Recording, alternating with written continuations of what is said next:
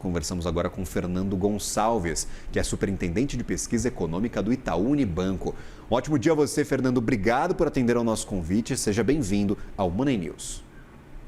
Bom dia, Gustavo. Um prazer estar aqui com vocês. Prazer é Gabriel, todo perdão. nosso, meu caro. Não, fique à vontade, por favor. Olhando para o Banco Central, a gente falou, eles colocaram vários dados no modelo e o modelo cuspiu uma inflação mais alta para este ano, para o próximo ano, para 2027, para 2028. Esses indicativos são ruins.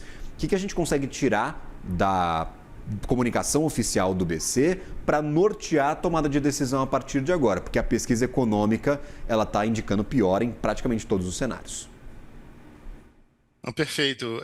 Eu diria o seguinte, veio uma decisão que foi em linha com o que a gente esperava. Eu acho que não era uma percepção consensual sobre o que ia ocorrer.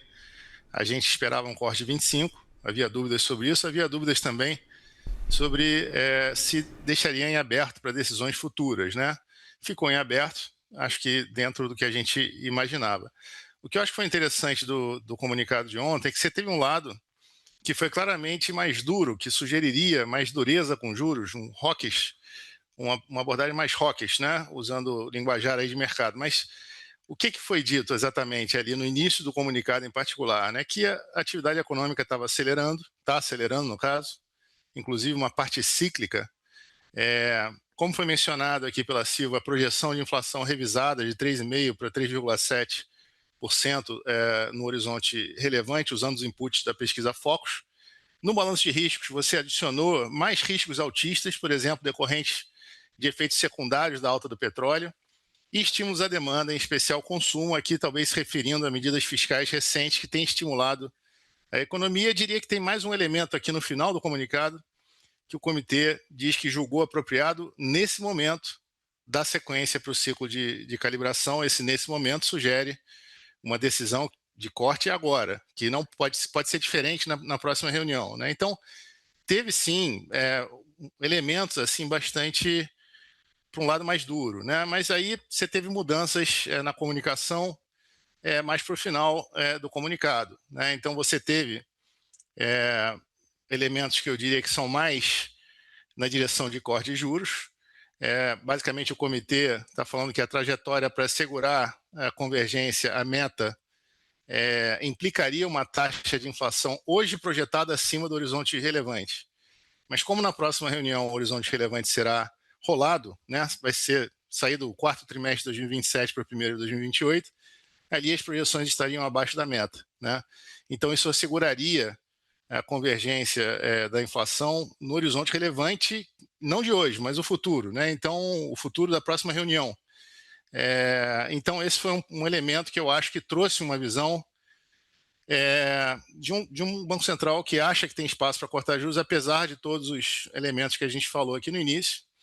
E um outro ponto aqui, Gabriel, que eu acho que vale mencionar, o comitê também fala que seria compatível essa decisão com uma suavização na variação dos agregados macroeconômicos. Isso suscitou dúvidas. Se o comitê tem algum tipo de mudança na sua função de reação, está colocando mais peso, por exemplo, para agregados macroeconômicos, como, por exemplo, crescimento, né, PIB. Então, essa é uma dúvida que acho que ficou a partir do comunicado de ontem. Sensível são as decisões a fatores que não são a inflação, propriamente dito.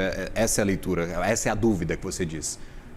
Exato, eu acho que os bancos centrais, obviamente, tentam suavizar o impacto da ação com juros, né? Eles tentam trazer a inflação para baixo, mas suavizar esse impacto para a atividade econômica. Quando ele fala de suavização para agregados macroeconômicos, não especifica, pode ser inflação, pode ser crescimento, PIB, por exemplo, fica uma noção de que há uma possível mudança de função de reação, e eu acho que essa é a dúvida que fica, né?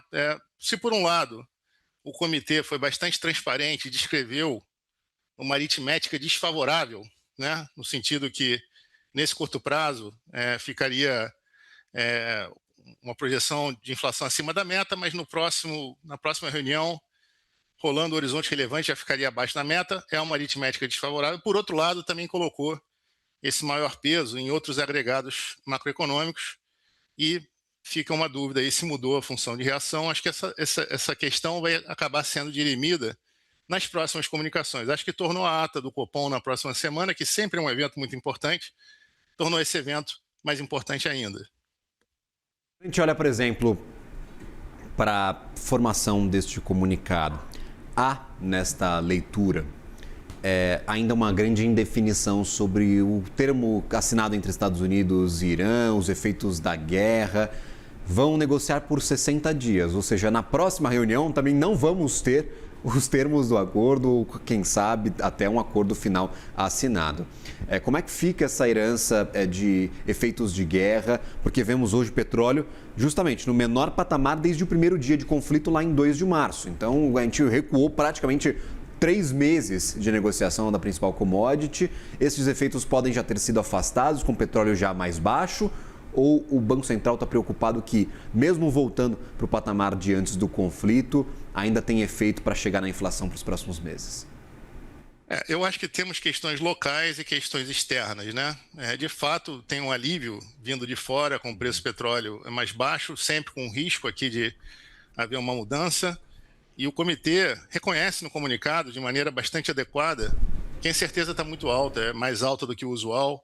E quando a incerteza está alta, quando o cenário está muito nebuloso, a tendência é dar passos pequenos, né, como foi feito ontem, um corte pequeno, e também não garantir nada para o futuro. Tá? Então, nesse sentido, acho que é bastante lógico, nesse quadro de maior incerteza, um corte pequeno e deixar em aberto para o futuro. Agora, temos também questões inflacionárias de temas domésticos. Temos uma economia com desemprego muito baixo, com várias medidas fiscais sendo feitas que estimulam a economia, aumentam o consumo, pressionam a inflação.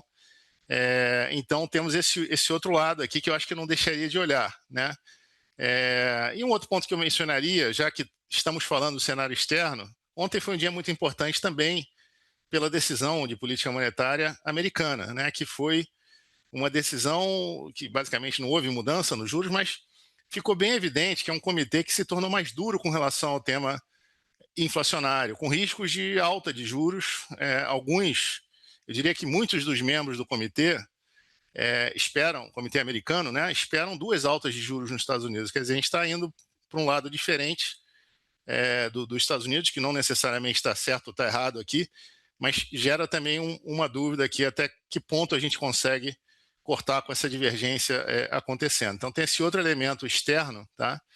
Que eu acho que também deve ser mencionado aqui, porque ontem foi um dia bastante importante lá fora, muitas novidades no comunicado do Banco Central americano e também primeira reunião do Kevin Warsh, novo presidente do Fed, e também com uma mudança de abordagem ali, né? Comunicado mais curto, já falou que não vê necessidade de sempre de ter coletiva de imprensa, falou que não tem segurança nas projeções que foram apresentadas pelos diretores, aquele gráfico de pontos mostrou 9 diretores pedindo aumento de juros nos Estados Unidos. 5 deles pedem 2 aumentos até o final deste ano. Então, realmente, piorou demais o cenário lá para fora, foi um comunicado bastante duro.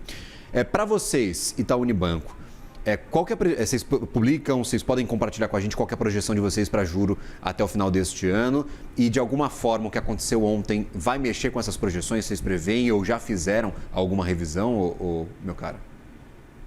Olha, assim como o Banco Central, a gente vê esse cenário atual, o quadro atual, como muito incerto, né? Então, nós temos uma projeção de juros no fim do ano de 13,75, quer dizer, seriam mais 2 cortes de juros nessa projeção e a gente vai avaliar. Eu acho que temos sim uma percepção de que na próxima reunião certamente haverá um corte, tem chance maior de haver um corte, pelo menos, né? Mas a gente vai avaliar essa trajetória. Temos hoje um corte para 13,75, o que fica muito evidente, eu acho, mais importante talvez para a economia real, né, para a atividade econômica no Brasil, é que temos um cenário de juros que vai ficar alto durante muito tempo, né? Um juros bastante elevado. Diria que a diferença para o setor real da economia, se é 13,75 ou 14, não é exatamente tão significativa. O mais importante é entender por que o juros está parando num nível tão alto. Isso tem muito a ver com uma política fiscal que está indo numa direção, política monetária em outra direção, né? Então, isso que está causando esses juros tão elevados, tá? Temos Selic média nesse século, vamos dizer assim, de 2 dígitos. Então, é um problema crônico brasileiro que parece estar sendo piorado neste momento. A gente vai conviver com 14 e tantos, 13 e tantos de juros por um bom tempo. Fernando Gonçalves, superintendente de pesquisa econômica do Itaú Unibanco. Obrigado pela participação, por compartilhar a leitura de vocês conosco. Até uma próxima. Bom dia para vocês. Até uma próxima. Foi um prazer estar aqui com vocês. Obrigado. Valeu, prazer todo nosso.